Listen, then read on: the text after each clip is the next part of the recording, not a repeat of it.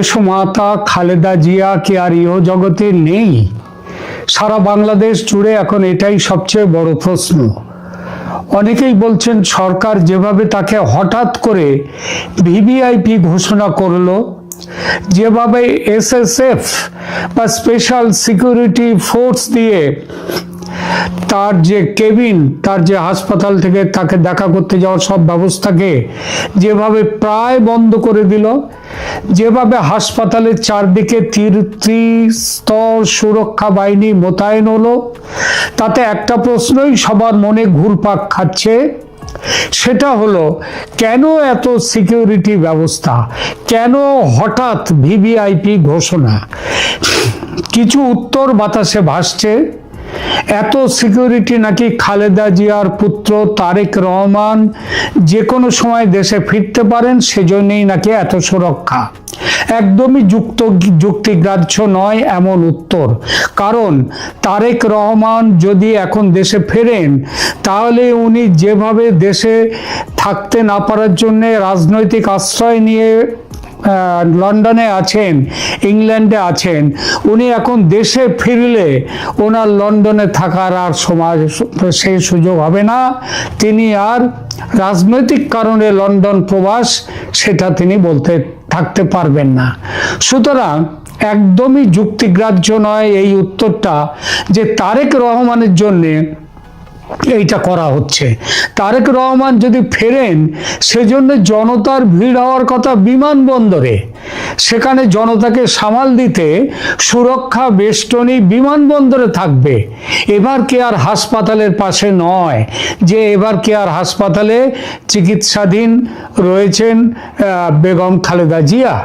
আরো বড় কথা, তারেক রহমান কবে আসবেন কিংবা আদৌ আসবেন কিনা সেটাই তো কেউ কাউকে জানায়নি, তিনি নিজেও বলেননি তিনি কবে আসবেন। এবার প্রশ্ন ওঠে, হাসপাতালের পাশে সুরক্ষা ব্যবস্থা কি তাহলে খালেদা জিয়ার মৃত্যু হলে উন্মত্ত জনতাকে নিয়ন্ত্রণ করার জন্যে, যাতে জনতার আগে উন্মত্ত হয়ে ভাঙচুর না করতে পারে কিছু, তার জন্য? আপাত কারণ তো সেটাই মনে হচ্ছে। এখানে প্রশ্ন ওঠে, ম্যাডাম জিয়ার মৃত্যু হলে জনতার তো শোকে ভেঙে পড়ার কথা, তারা ক্রোধে উন্মত্ত হবে কেন? সেই কারণগুলোও কিন্তু বাতাসে ভাসছে। অনেকেই বলছে 21 তারিখে গত মাসে ম্যাডামকে তার শরীরের অবস্থা বিবেচনা না করে একরকম জোর করে সরকারি অনুষ্ঠানে নিয়ে যাওয়া হয়, সেখানে জোর করে তাকে বসিয়ে রাখা হয়, কিছু একটা খাইয়ে দেয়া হয়, সেটাও নাকি অনেকটা জোর করেই, আর তার ফলেই তিনি অসুস্থ হয়ে পড়েন এবং অসুস্থ হওয়ার পর যথাসময়ে উপযুক্ত চিকিৎসার ব্যবস্থাও করেনি সরকার। এই দায় সরকারের, সেজন্যই সরকার ভয় পাচ্ছে, আর ভয় পেয়ে সুরক্ষা বেষ্টনী দিয়ে ঘিরে ফেলেছে চারদিক। এই প্রচারের সঙ্গে আরেকটি কথাও খুব ভাসছে বাতাসে, সেটা হলো বেগম খালেদা জিয়ার মৃত্যু ঘটেছে ইতিমধ্যে, জনতার উন্মত্ততার ভয়ে সরকার ঘোষণা করছে, উল্টে বাহানা দিচ্ছে তারেক রহমানের জন্য সুরক্ষা করতেই এসবগুলো করা হচ্ছে। যত সময় যাচ্ছে তত ক্ষীণ হচ্ছে তারেক রহমানের দেশে ফেরার সম্ভাবনা এবং ততই বাড়ছে ম্যাডাম জিয়ার মৃত্যুর সম্ভাবনা। যেমন ঘন্টা চারেক আগে এক সময়ের বিএনপি সংসদ সদস্য ও অবসরপ্রাপ্ত সেনাকর্তা মেজর আখতারুজ্জামান মোটামুটি স্পষ্ট করেই বললেন, দেশমাতা খালেদা জিয়া আর ইহ জগতে নেই, এবং ইঙ্গিত করলেন এই মৃত্যু ঘটেছে আজ নয়, অন্তত কয়েকদিন আগে। জোর করে কৃত্রিম রেসপিরেটরি সিস্টেম ভেন্টিলেশনে তাকে রেখে তার শরীরের বুকের ওঠানামা দেখানো হচ্ছে। দেশের একটা বড় অংশের মানুষ কিন্তু এটাই বিশ্বাস করছে, আর ডাক্তাররাও কিন্তু এবং সরকারও ঝেড়ে কাশছেন না। আর এটা সত্যি হলে, এবং সত্যি হওয়ার সম্ভাবনাই বেশি, সুতরাং প্রশ্ন উঠছে, বেগম খালেদা জিয়া হচ্ছেন একজন আদ্যন্ত ধর্মবিশ্বাসী মানুষ, এবং ধর্মবিশ্বাসী বেগম জিয়ার মৃতদেহের ধর্মগ্রন্থ অনুযায়ী শেষ কাজ না করে কেন এভাবে রেখে দেয়া হয়েছে? কি বলা আছে এই বিষয়ে ধর্মগ্রন্থে? দেখুন, আমি হিন্দু, আমি নিজে ব্যক্তিগতভাবে হিন্দু, কিন্তু অনুসন্ধিৎস মন নিয়ে এবং আমার বহু পরিচিত মুসলিম বন্ধু ইত্যাদিদের সঙ্গে পরিচয়ের ফলে, তাদের সমাজে গভীরভাবে মেশার ফলে আমি এটা জেনেছি, মুসলিমদের মৃত্যুর পর তাদের মৃতদেহের সৎকার ও পারলৌকিক কাজ, সেগুলো আমার দেখা অনেক ক্ষেত্রেই, এবং কিছু পড়াশোনাও আমি করেছি।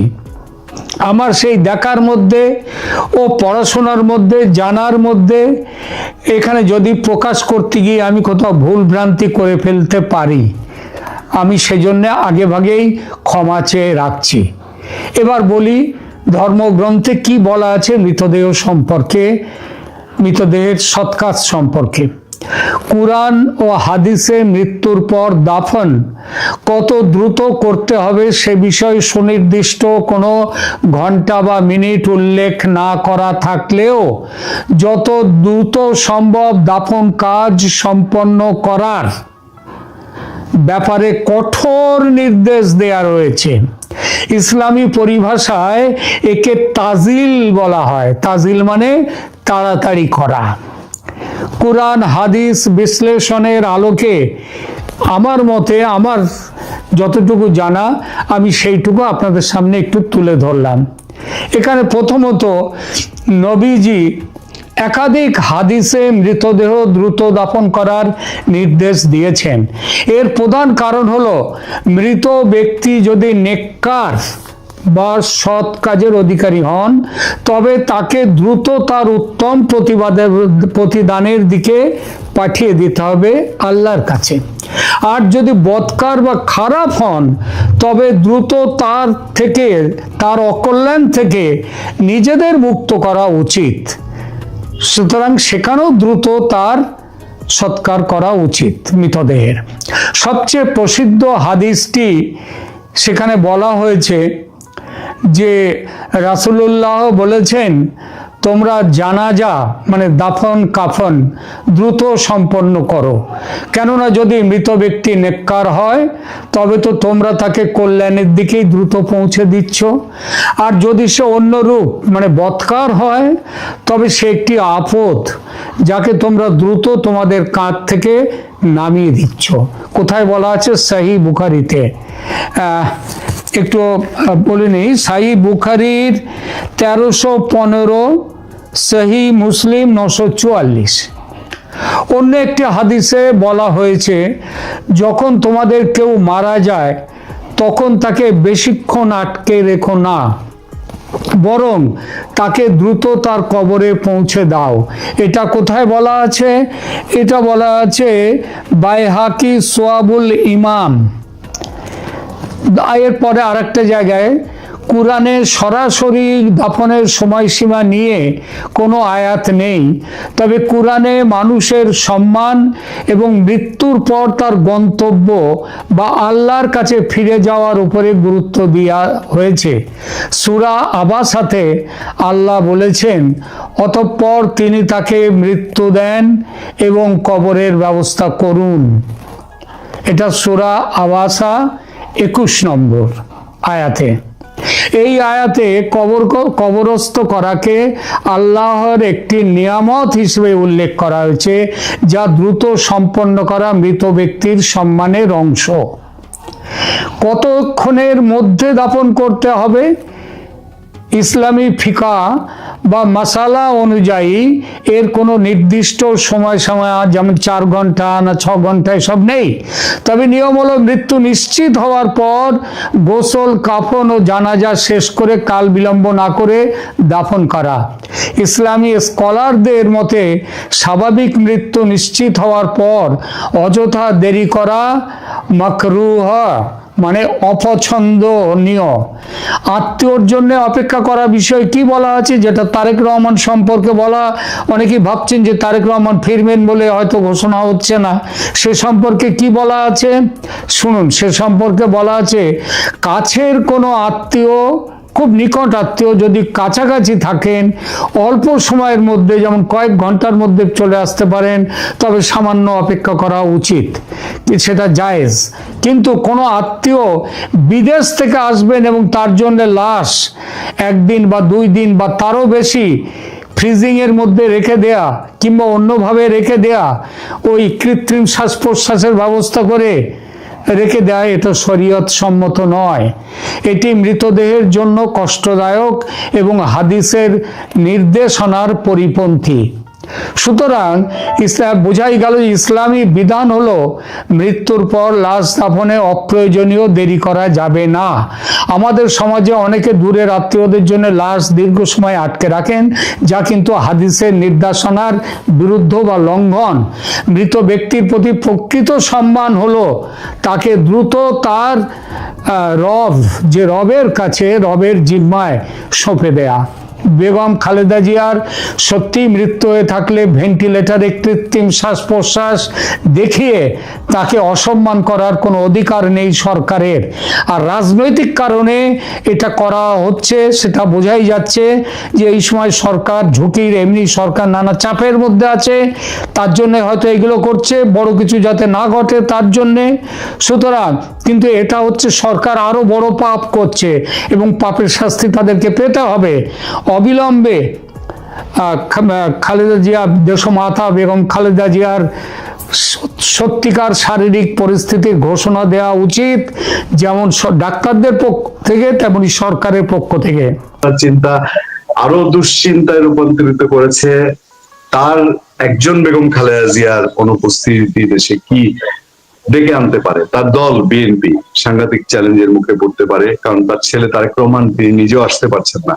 আসি বলে তিনি কি আসলে আসবেন কিনা, যে কথা বিএনপি নেতারা 15 মাস ধরে বলছেন যে তারেক রহমান আসবেন, তিনি চলে আসবেন, বাট এখনকার এতটুকু ধাক্কার পরেও, ক্রাইসিসের পরেও কবে আসবেন, কখন আসবেন, কি প্ল্যান, কি সূচি, কোনো কিছুই জানানো যাচ্ছে না। ফলে সেই 15 মাস ধরে যে ধোঁয়াশা, অনেকটা সেই ধোঁয়াশাই রয়ে গেছে। তারেক রহমান আসবেন কি আসবেন না, যারা তাকে বাধা দিচ্ছিলেন তারা কি বাধা তুলে নিয়েছেন কিনা, এসবের মধ্যে দিয়ে বেগম খালেদা জিয়া, তারেক রহমানের উপস্থিতিতে বিএনপি ঝুঁকিতে পড়বে, রিস্কে পড়বে, দেশ ঝুঁকিতে পড়বে, দেশের গণতন্ত্র ঝুঁকিতে পড়বে। -2 যদি বাস্তবায়ন হয়, -4 যদি বাস্তবায়ন হয়, সেই রকম যখন আলোচনা, তখন ডক্টর মোহাম্মদ ইউনূস, যার হাতে এখন জাহাজের স্টিয়ারিং, যিনি দেশ চালাচ্ছেন এখন, তিনি কি আসলে খুব নিশ্চিন্ত? বেগম খালেদা জিয়া আমরা জানি যে বিএনপি কে তিনি নির্দেশ দিয়েছিলেন, পরামর্শ দিয়েছিলেন ডক্টর ইউনূসকে সার্বিক সহযোগিতা করার জন্য এবং কোন রকম বিরোধে না যাওয়ার জন্য।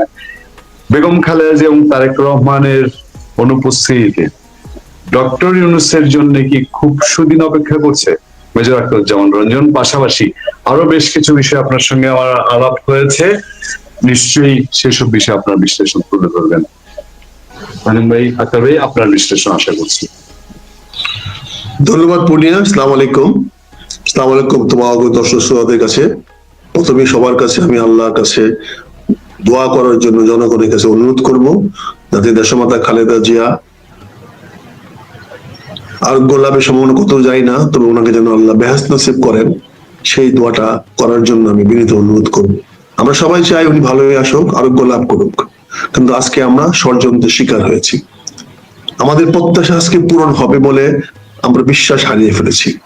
আমাদের সবার প্রত্যাশা, প্রতিটি বাংলাদেশের মানুষ চায় দেশমাতা খালেদা জিয়া ভালো হয়ে বাসায় ফিরে আসুক, আমাদের মাঝে চলে আসুক, আমরা ওনাদেরকে নিয়ে এই দেশের মানুষের ভাগ্য উন্নয়নে একসঙ্গে কাজ করি।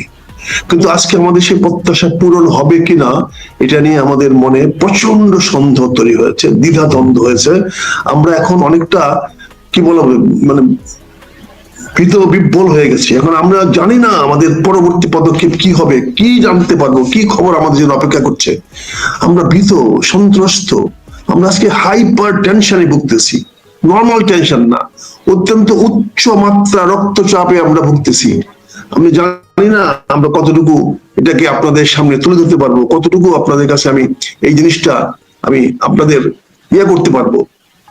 তবে আমি বিনীতভাবে বলবো, তুমি যে বিষয়টা দিয়েছো, খালেদা জিয়া, তারেক রহমান এবং ডক্টর মোহাম্মদ ইউনূসের অস্তিত্ব একসঙ্গে নির্ভর করছে। এখানে বিপ্লবের যে অধ্যায় শুরু হয়েছিল, যে বিপ্লবটা অসমাপ্ত হয়ে গেছিল, ডক্টর ইউনূস যে বিপ্লবটাকে অন্যদিকে নিয়ে গিয়েছিল, সে তার একটা করুণ পরিসমাপ্তি হতে যাচ্ছে খুব আগামী এই 2-3 মাসের মধ্যে। তারই প্রচন্ড আলামত ডক্টর ইউনূস অত্যন্ত সফলতার সঙ্গে বিপ্লবটাকে অন্যদিকে ঘুরিয়ে দিল। এখন এটাকে একটা রাজনৈতিক সংঘাতের দিকে নিয়ে যাবে।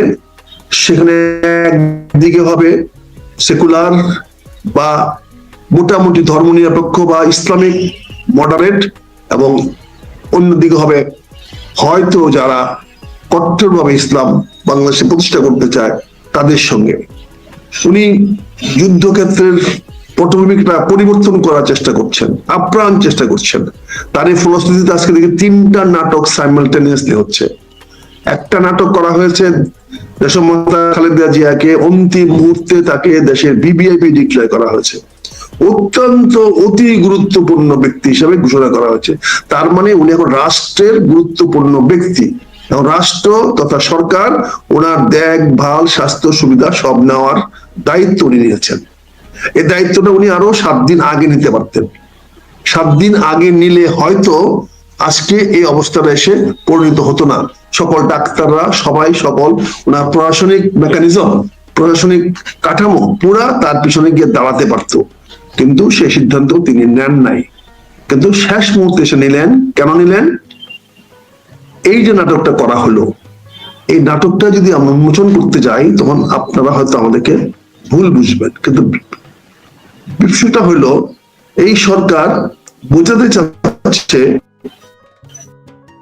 এখন মানুষের সামনে, মানুষ সাধারণত কি হয় যে লাস্টটাকে দেখে, আগেরটাকে দেখে না, শেষ যে কাজটা সেটাকে দেখে। যেমন সারাদিন মারামারি করে আপনি যদি সরি বলেন, সরিটি দেখে, মারামারি যে করলেন তখন এইটা তখন পিছনে হারিয়ে যায়। এতদিন বিএনপির সঙ্গে, ম্যাডামের সঙ্গে, তারেক রহমানের সঙ্গে সরকারের কি সম্পর্ক ছিল এটা বড় কথা নয়, কিন্তু গত 3-4 দিনে সরকার আপ্রাণ চেষ্টা করতেছে বুঝাতে সারা দেশ জনগণকে যে এই সরকার পূর্ণভাবে তারেক রহমান এবং দেশমাতা খালেদা জিয়ার পিছনে আছে, ওনাকে পূর্ণ সহযোগিতা করার জন্য প্রস্তুত আছে। ফলে আপনি ঘন্টায় ঘন্টায় পররাষ্ট্রমন্ত্রী দেখেন বলতেছে যে আমরা রেডি, উনি ট্রাভেল পাস চাইলে আমরা দিয়ে দিব, বলতেছে উনি বিদেশ যেতে চাইলে বিদেশে যাওয়ার সকল ব্যবস্থা আমরা করে দেব। অর্থাৎ সরকার এখন আরো পজিটিভ ওয়েতে আগায় আসতেছে, এবং একটা আদেশ দিয়ে ওখানে 3 স্তর বিশিষ্ট এই কি বলে এবার কেয়ার হাসপাতালের দিকে 3 স্তর বিশিষ্ট একটা সিকিউরিটি বলয় তৈরি করা হয়েছে। সিকিউরিটি বলয় দিয়ে কি মৃত্যুবান ব্যক্তির মৃত্যু বন্ধ করা যাবে? এই মৃত্যু তো বাইরের থেকে আসবে না, কোন বহিঃশত্রুর কাছ থেকে আসবে না, এক্সটার্নাল বা বাইরে কারো কাছ থেকে আসবে না, এটা তো ওনার ভিতর থেকে আসবে, স্বাস্থ্যের ভিতর থেকে আসবে। সেটা আপনি নিরাপত্তা কেমনে দিবেন? সেখানে আপনি 3 স্তর বিশিষ্ট নিরাপত্তা কেন দিবেন? তার মানে এখানে একটা নাটক করা হচ্ছে। সেই নাটকটা হলো সিম্পল। এই যে 2টা জিনিস আমি বললাম, একটি সরকার অত্যন্ত সহজ সহনব দেখানোর চেষ্টা করছে যে এই সরকার তারেক রহমান এবং দেশমাতা খালেদা জিয়ার পক্ষে, তাহলে বিপক্ষে কে? এইটা তারা ইনডাইরেক্টলি আঙ্গুল দেওয়ার চেষ্টা করছে, দেখানোর চেষ্টা করছে, নাম বলার সাহস পাচ্ছে না। তারা বলতে চাচ্ছে ওনার স্বাস্থ্যের অবনতি গত 1 মাস 15 দিন বা 1.5 বছরে হয় নাই। এটা গত 15 বছরে ওনার উপরে যে আওয়ামী লীগ অত্যাচার, নিপীড়ন, নির্যাতন করেছে, শেখ হাসিনা যে অত্যাচার করেছে, তাকে যে চিকিৎসার সুযোগ দেওয়া হয় নাই, তারই ধারাবাহিকতায় আজকে দেশমাতা খালেদা জিয়ার এই অবস্থায় সে দাঁড়িয়েছে। এরকম একটি ন্যারেটিভ তারা সৃষ্টি করার চেষ্টা করছে, যাতে জনগণের নামে কোনো একটি মহল আওয়ামী লীগের উপরে আবার মরণ কামড় দিতে পারে, তাদের উপর আবার ঝাঁপায়া পড়তে পারে, এবং আওয়ামী লীগের সহায় সম্পদ যেখানে যে আছে সেগুলা ভাঙচুর লুটতরাজ করে করতে পারে। কারণ আপনি জানেন যে অ্যাপোলো যে নাম ছিল আগে, এটা ছিল ভারতীয় হাসপাতাল, সেই হাসপাতালটা কিনে নিয়েছে আওয়ামী লীগের নেতারা, এবং এটার নাম হয়েছে এভার কেয়ার। তাহলে প্রথম আক্রমণটা কোথায় হবে? প্রথম আক্রমণ তুলে ধরবে যে এই এবার কেয়ার হাসপাতালে তাকে স্লো পয়জনিং করা হয়েছিল, এবার কেয়ার হাসপাতালে চিকিৎসার নামে অচিকিৎসা করা হয়েছিল, এই এভারগ্রিন কেয়ার হাসপাতালে তার স্বাস্থ্যের নিরাপত্তা নিশ্চিত করা হয় নাই, তাকে যথেষ্ট চিকিৎসা দেওয়া হয় নাই, সঠিক চিকিৎসা দেওয়া হয় নাই। তাহলে মানুষের প্রথম আক্রোশটা যাবে এই যে আওয়ামী লীগের প্রপার্টি, যেখানে উনি বারবার চিকিৎসা নিচ্ছেন, এটা তো আওয়ামী লীগের প্রপার্টি, এটা আওয়ামী লীগের সম্পদ। সকল ডাইরেক্টর আওয়ামী লীগের, এখনো যারা আছেন তারা সবাই আওয়ামী লীগের। জানি না ইতিমধ্যে তারা ডাইরেক্টরশিপ বা শেয়ার ট্রান্সফার করে দিয়েছেন কিনা। এটা তো মূলত অ্যাপোলোর একটা অ্যাফিলিয়েটেড। এখানে যেমন গ্রামীণের ছিল এক সময় ওই টেলিনরের একটা অংশ, তারা হয়তো পরে শেয়ার বিক্রি করে দিয়ে চলে গেছে। তেমন এই এভার কেয়ারটা হলো মূলত ভারতীয় অ্যাপোলো চেইনের হাসপাতালের একটি অংশ। সে শেয়ারটা তারা এখন মেজর শেয়ার ছেড়ে দিয়ে মাইনর শেয়ার নিয়ে তারা আছে, আর মেজর শেয়ারটা এখন আওয়ামী লীগের কাছে আছে।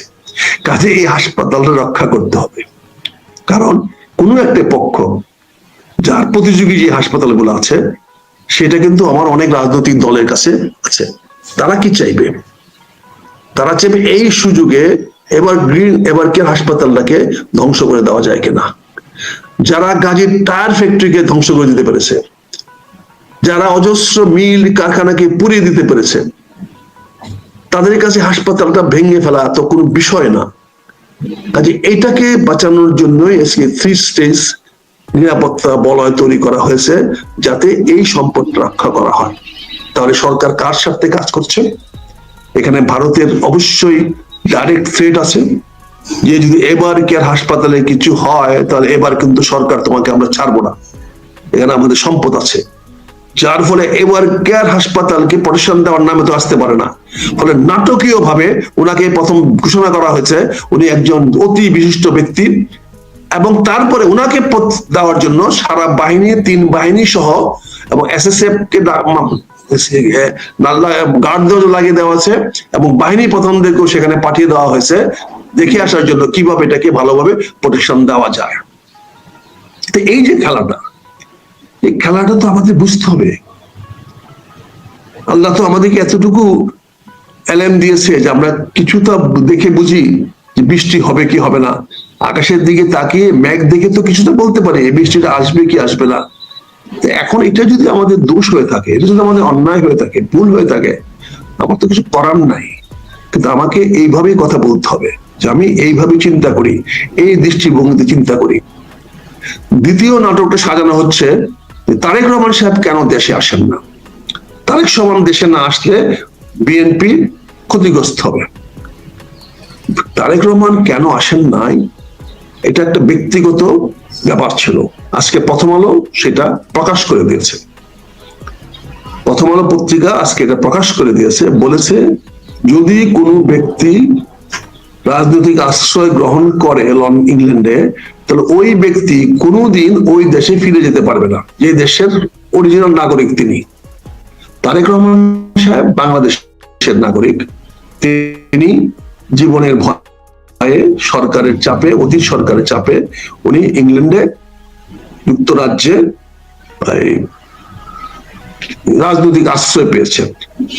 কাজে তার পক্ষে রাজনৈতিক আশ্রয় থাকা অবস্থায় তার পক্ষে পৃথিবীর যে কোনো দেশে যাওয়া সম্ভব হবে, কিন্তু বাংলাদেশে আসা সম্ভব হবে না।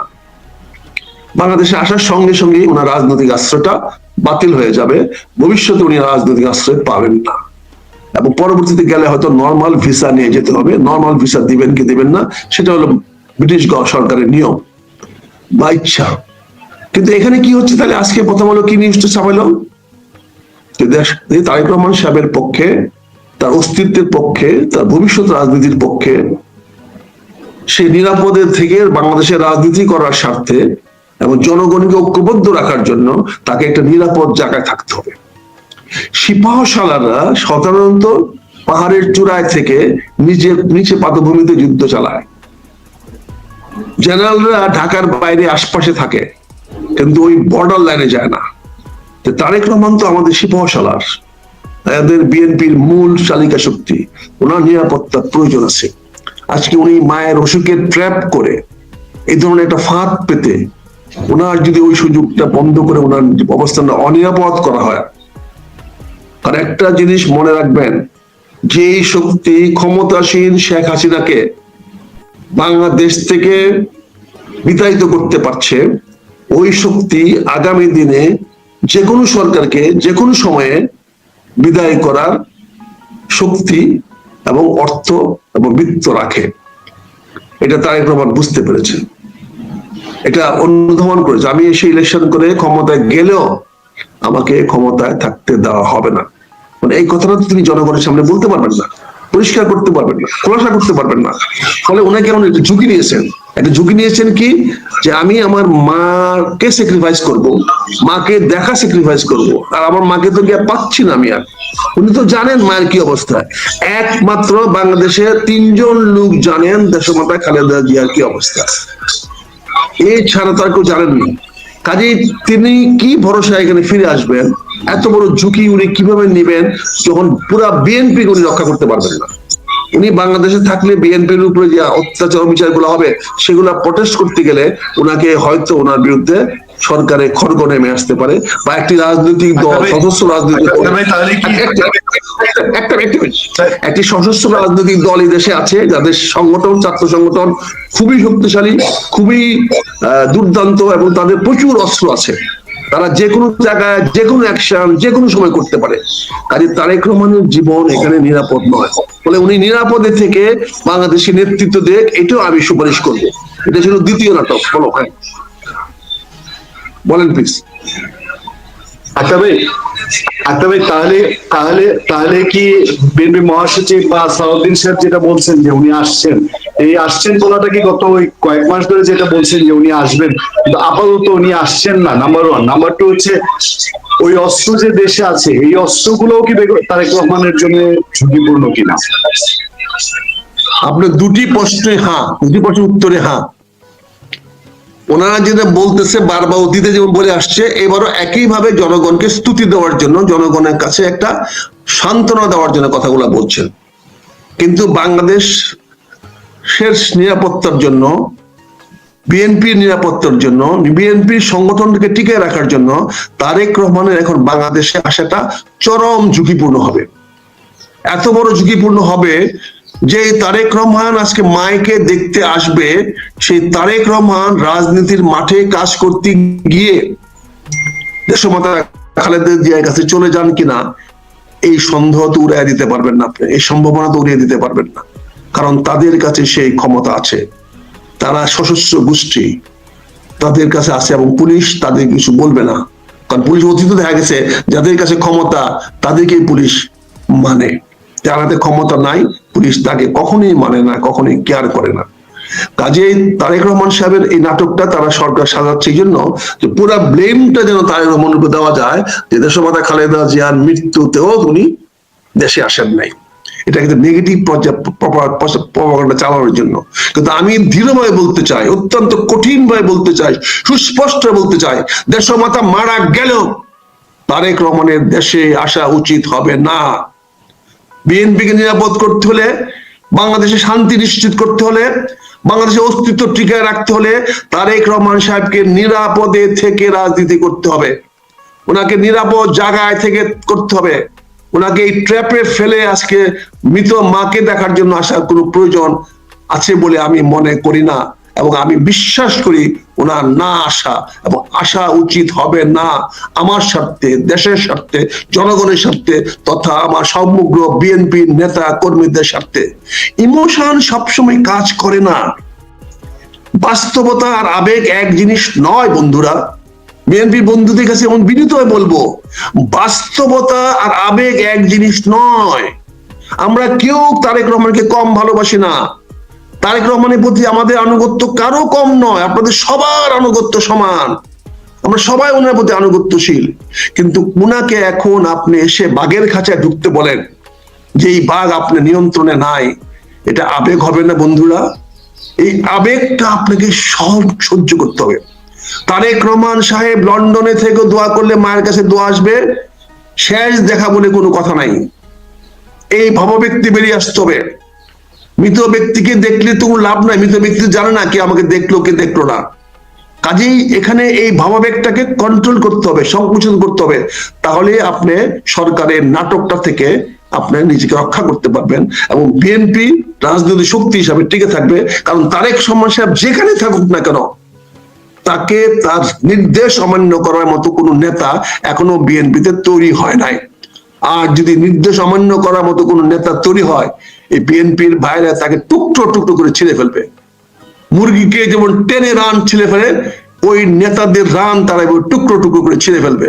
বিএনপি নেতারা, তৃণমূলের নেতারা কতটুকু নিবেদিত দলের জন্য, তারা কতটুকু জীবন দিতে পারে, আগায় যেতে পারে, এটা একমাত্র যারা তাদের কাছে কাজ করে, যাদের সঙ্গে কাজ করে, শুধু তারাই জানবে, অন্যদের পক্ষে জানা সম্ভব নয়। সঠিক নেতৃত্বের কারণে আমাদের তৃণমূল বিএনপিকে বারবার বিভ্রান্ত করা হয়েছে, ফলে তারা এখনো সফলতা নিয়ে আসতে পারে নাই।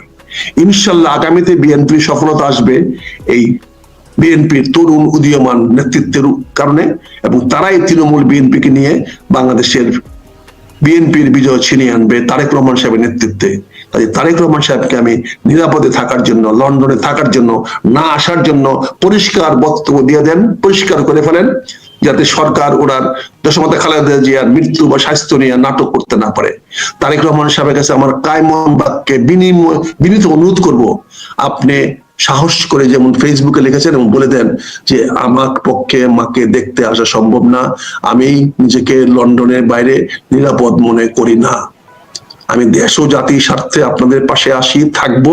পাশে মানে গায়ের মধ্যে গা মিশিয়ে থাকতে হবে না, পাশে থাকার মানে ওই কুলাকুলি করে থাকতে হবে না, পাশে থাকার মানে স্বামী স্ত্রীর মতো এক বিছনায় থাকতে হবে না। পাশে থাকা মানে আপনার স্বার্থ, আপনার নিরাপত্তা, আপনার ভবিষ্যৎ, আপনার সুখ, আপনার শান্তির পাশাপাশি আমি আছি, সেটা বুঝতে হবে, সেটা বুঝার চেষ্টা করেন পাশাপাশি কাকে বলে। কাজী দেশমাতা খালেদা জিয়ার তো নাই আমাদের মাঝে, আল্লাহ ওনাকে বেহেশত নসিব করুক। উনি আমাদের মধ্যে নাই, কিন্তু সুস্পষ্ট পাচ্ছি না বলে, সুস্পষ্ট তথ্য পাচ্ছি না বলে ইন্না লিল্লাহি ওয়া ইন্না ইলাইহি রাজিউন বলতে পারছি না, কিন্তু আমার মন বলে দিচ্ছে, কিন্তু প্রকাশ করতে পারছে না, যেহেতু সুনির্দিষ্ট তথ্য নাই। আমরা তো দেখেছি ধর্মেন্দ্রকে মৃত ঘোষণা করার পরেও ধর্মেন্দ্র বাসায় চলে গেছিল 5 দিনের জন্য, 5 দিন পরে আবার ফাইনালি উনি মারা গেছেন। কাজে রাজনীতিতে কি হতে পারে না পারে, সেলিব্রিটিদের জন্য কি হতে না পারে, এটা কেউ খুব কঠিন, তারা কখন কোন ষড়যন্ত্রের শিকার হয়ে যায়। কাজেই আমি মনে করি এই নাটকটির অবসান হবে যদি তারেক রহমান সাহেব স্পষ্ট করে দেন যে উনি এই দেশে আর ফিরে আসবেন না। বিএনপিরা আপনার সঙ্গে থাকবে, বিএনপি যারা অরিজিনাল বিএনপি আর বিট্রে করবে না। আর যেগুলা যে নমিনেশনের জন্য আসে, পদের জন্য আসে, এইগুলো তো কোনো ফ্যাক্টর না, এগুলো আসবে যাবে, এগুলো হলো মানে কি বলে, খারাপ লাগে বলতে কথাগুলা, এগুলা কুকুরের ছানার মতো, ওই যেদিকে দুধ দেখবে, যেদিকে রস দেখবে, ওদিকে তারা যাবে। এদের নিয়ে ভাইবেন না, ভাবেন তৃণমূলের সেই নেতা কর্মীরা যারা নমিনেশনের জন্য যুদ্ধ করে না, দল করে না, যারা দল করে জিয়ার আদর্শকে বাস্তবায়ন করার জন্য, যারা দল করে দেশমাতা খালেদা জিয়ার আদর্শকে বাস্তবায়িত করার জন্য, তাদের সামনে তারেক রহমান সাহেবকে অনুরোধ করব, জিয়ার ঝান্ডাটা আপনি হাতে নিয়ে আসেন। আপনি সবকিছু ফেলে দিয়ে জেনারেল জিয়ার ঝান্ডাটা আপনি হাতে তোলেন, তার 18 দফা কর্মসূচি বাস্তবায়ন করার শপথ গ্রহণ করে 18 দফা নিয়ে আপনি আগেন। 31, 32, 35 এই সমস্ত ফাজলামের দফা আপনি দয়া করে ছুঁড়ে ফেলে দেন। ওই দফা দিয়ে আপনার কোনো উপকার হবে না। আপনার মুক্তি, আপনার প্রাণ একমাত্র 18 দফা, শহীদ রাষ্ট্রপতি জিয়াউর রহমানের 18 দফা। সে 18 দফাতে কি আছে সেটাও জানার দরকার নাই। জনগণের সামনে 18 দফা একটি উজ্জীবিত দফা, একটা উদ্দীপনার দফা, একটা ঐতিহ্যের দফা, একটা ঐক্যের দফা। সে 18 দফা শব্দটাই ইটসেলফ বিএনপি নিয়ে আসেন, সরি 19 দফা, বুঝছেন না, সেটা নিয়ে আসেন, সেটার ভিত্তিতে আপনার সামনে আগান, জিয়া আদর্শকে নিয়ে আগান, জিয়া আদর্শের সামনে আগান। আর তৃতীয়ত হলো বিদেশে পাঠানোর যে নাটকটা করা হচ্ছে, এই নাটকটা বন্ধ করেন। পৃথিবীর কোনো ডাক্তার বলবে না এরকম একটা রোগীকে সামনে নিয়ে আসেন। আপনি তো বলেছেন যে ওষুধ উনি নিতে পারছেন, একবার বললেন না কেন মুখে নিতে পারছেন ওষুধটা? ইনজেকশন এগুলো তো দেওয়াই যায়। যখন ভেন্টিলেটর থাকে তখন ভেন্টিলেটর কাজ করে, তখন হার্ট কাজ করে না, হার্টের ফাংশনটা ভেন্টিলেটর কাজ করে। তো সেই ভেন্টিলেটর কাজ করলে তো ওষুধ ঢুকবেই, এখানে তো ওষুধ চলাচল করবে, রক্ত চলাচল থাকবে ঠিকই, কারণ না হলে তো ওনার ব্রেন হ্যামারেজ হয়ে যাবে, ব্রেন বন্ধ হয়ে যাবে, হয়ে গেল।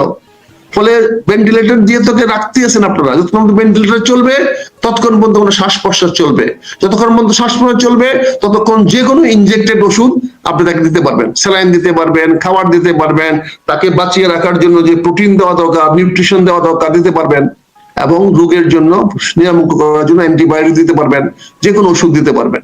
এটা তো নিউজের ব্যাপার না রে ভাই, মিস্টার ডক্টর জাহিদুল সাহেব। জাতিকে আর কত বিভ্রান্ত করবেন?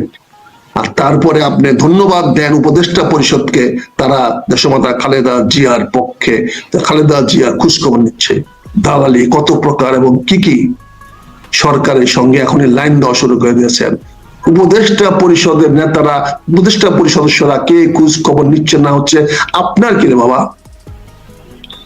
আপনার রুগী মারা যাচ্ছে আর কে খোঁজ খবর নিচ্ছে সেটা নিয়ে আপনি ব্যস্ত আছেন। এখানে টেলিভিশনে এসে কথা বলেন, আপনার মুখের মধ্যে কোনো চিন্তার ছাপ নাই, কোন রকম দ্বিধার ছাপ নাই। আপনার ফেস দেখেন, ফেস মানুষের অন্তর বলে, মানুষের ফেস দেখলে বোঝা যায় মানুষের অন্তরে কি আছে। আপনি একবার দেখছেন টেলিভিশনে যে টক শো এগুলা যে প্রেস বেশি দিচ্ছেন, আপনার চেহারা কি বলেন? ডাক্তার রিচার্ড বিলিকে আপনারা নিয়ে আসছেন, ডাক্তার রিচার্ড বিলি কিসের বিশেষজ্ঞ সেটা বলেন না কেন? পৃথিবীতে তো এখন আর কোনো ডাক্তার সাধারণ ডাক্তার বলে কিছু নাই, সবাই কিছু না কিছুর বিশেষজ্ঞ। আপনি চীন থেকে ডাক্তার নিয়ে আসেন, কি কি বিশেষজ্ঞ নিয়ে আসতেছেন এটা বলেন না কেন? এবং তারা আজকে আসবে, তার মানে আপনি আমাদের কি বলতে চাচ্ছেন? সেই বিশেষজ্ঞ কারা? কতগুলো চীনার নাম দিয়া, কত ডাক্তার নাম দিয়ে আপনি আনলেন, নিলেন, চলে গেলেন, বাস। রিচার্ড বিলিকে তার একাডেমিক যোগ্যতা কি, কি বিষয় বিশেষজ্ঞ, তার পার্সোনাল সিভি জানতে চাই আমরা। রিচার্ড বিলি ব্রিটিশ ডাক্তার নাম দিলে আমাদের লাফায় পড়তে হবে, তাহলে হবে এটা? সাধারণ মানুষকে আর কত ধোঁকা দেবেন? রূপবানের গান শুনে মানুষকে আর কত মানুষকে ভুল পথে নিয়ে যাবেন, বিভ্রান্ত করবেন? ডক্টর রিচার্ড বিলি আনছেন, তাকে খবর দিচ্ছেন যুক্তরাষ্ট্রের ডক্টর বিলি, আর যুক্তরাষ্ট্রের রিচার্ড বিলি মতো আরো কত শত ডাক্তার আছে, তাদের দেশে সব স্পেশালাইজেশন। কেন বলছেন না উনি কোন রোগের বিশেষজ্ঞ? ম্যাডামের তো অনেকগুলো রোগ হয়েছে। উনি কি হার্ট স্পেশালিস্ট? উনি কি লাং স্পেশালিস্ট? উনি কি কিডনি স্পেশালিস্ট? উনি কি হাইপারটেনশন স্পেশালিস্ট? উনি কি লিভার স্পেশালিস্ট? কোনটা? নাকি উনি মৃত ডিক্লেয়ার করার বিশেষজ্ঞ, স্পেশালিস্ট? কে মৃত কে মৃত না এটা ডিক্লেয়ার করার বিশেষজ্ঞ। রিচার্ড লিকে আপনি এনেছেন যুক্তরাজ্য থেকে, আমরা জানতে চাই সেই ডক্টরটা কে, তার কি তার ক্রেডেনশিয়াল প্রকাশ করেন। আমি জানার চেষ্টা করবো আধা ঘন্টার মধ্যে রিচার্ড বিলি কি, যদি আমি জানতে পারি, আমি যদি রিচার্ড বিলির ব্যাকগ্রাউন্ড জানতে পারি, আমি চায়নার কোন কোন ডাক্তার আসতেছে সেটা জানার চেষ্টা করব। আধা ঘন্টার মধ্যে জানতে পারি, আতিক পনি আমি আবার তো অনুরোধ করবো আমাকে একটা সুযোগ দিও, আমি সেটা কথা বলবো। আমার এখন থেকে পরবর্তী আধা ঘন্টা আমার কাজ হলো আমি রিচার্ড বিলিকে তার তথ্য বের করার চেষ্টা করব, এবং চীনা বিশেষজ্ঞ যারা আসতেছেন তাদের নাম ধাম কি এটা আমি জানার চেষ্টা করবো, এবং তারা কারা, আদৌ তারা বিশেষজ্ঞ কিনা, আদৌ তার ডক্টর কিনা, আমি অথেন্টিক নিউজ পাবো ইনশাল্লাহ।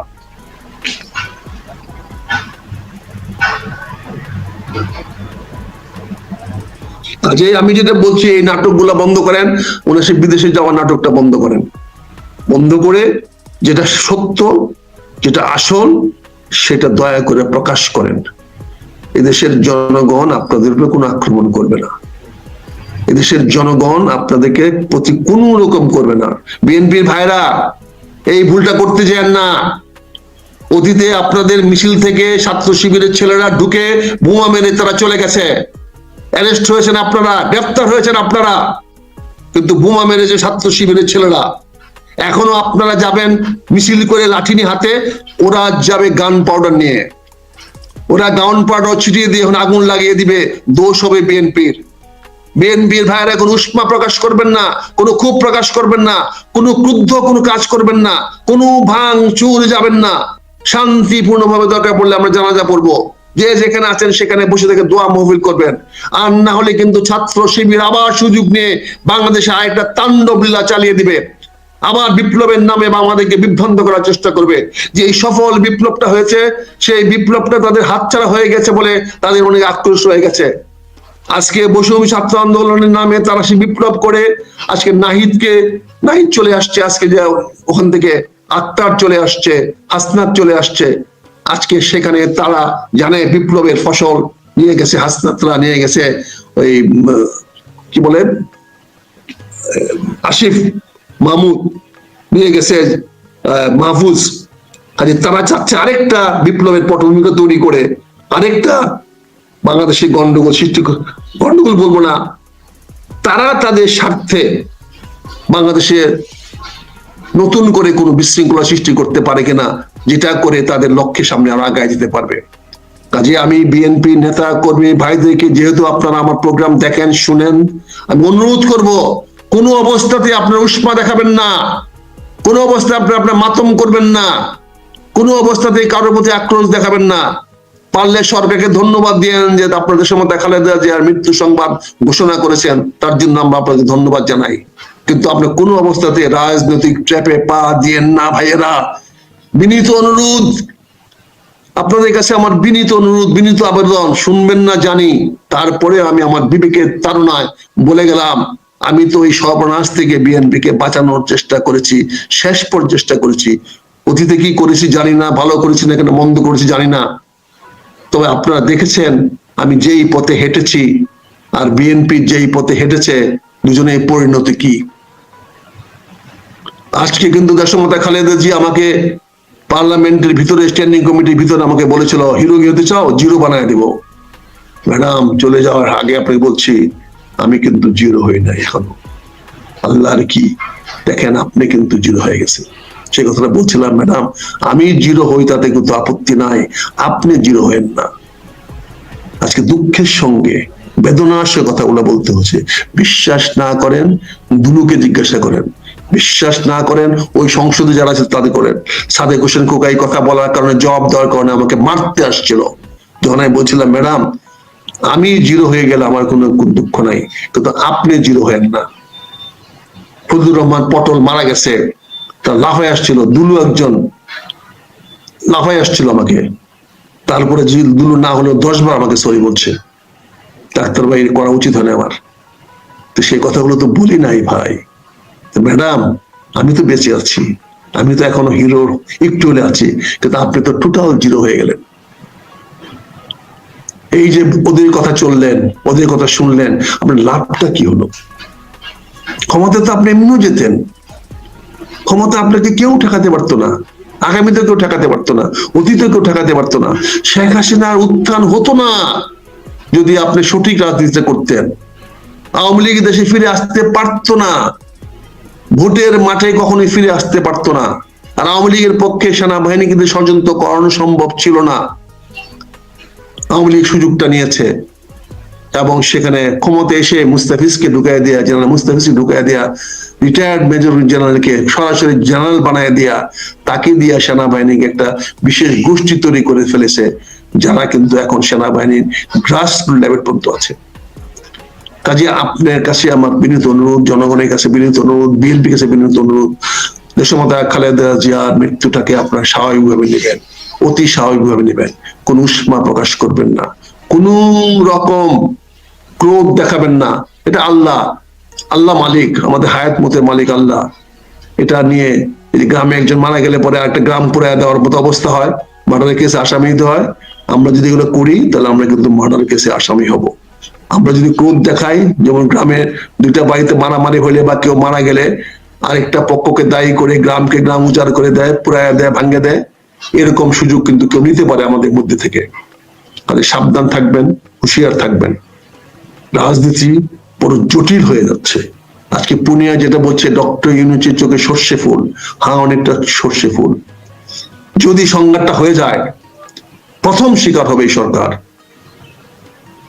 যদি সংঘাত তৈরি হয় বাংলাদেশের মাটিতে আবার, এবার সবার আগে শিকার হবে ডক্টর মোহাম্মদ ইউনূস। ওনার কথা তখন কেউ শুনবে না, ওনার নিজের পক্ষ তো শুনবেই না, আর আমাদের তো শোনার প্রশ্নই ওঠে না। মাঝখান থেকে বাংলাদেশটা ত্রিখণ্ডিত হবে এবং আওয়ামী লীগ বীর দর্পে, শেখ হাসিনা বীর দর্পে বাংলাদেশের ঢাকার রাজধানীতে এসে নামবে।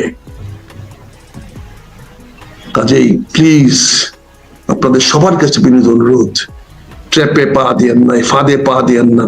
এই সরকার ফাঁদটা পুরা করার চেষ্টা করছে, একটার পর একটা ভাবে ফাঁদটা পুরা করার চেষ্টা করছে। এই ফাঁদ যখন কমপ্লিট হবে তখনই তারা ঘোষণা করবে দেশমাতা খালেদা জিয়া বিদেশ যাবে না আল্লাহর কাছে যাবে। আমার যেটা মনে হয় উনি ইতিমধ্যে হয়তো আল্লাহর কাছে চলে গেছেন। এইটুকুই আমার বক্তব্য থাকলো। সাবধান থাকবেন, হুঁশিয়ার থাকবেন।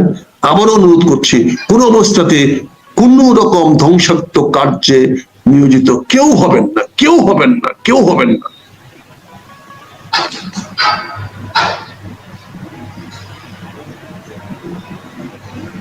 পুনিয়া, তুমি কি আছো? পুনিয়া, তুমি কি আছো না আমার রেকর্ড চালায় দিয়া তুমি আঙ্গিয়া খাইতে চলে গেছো?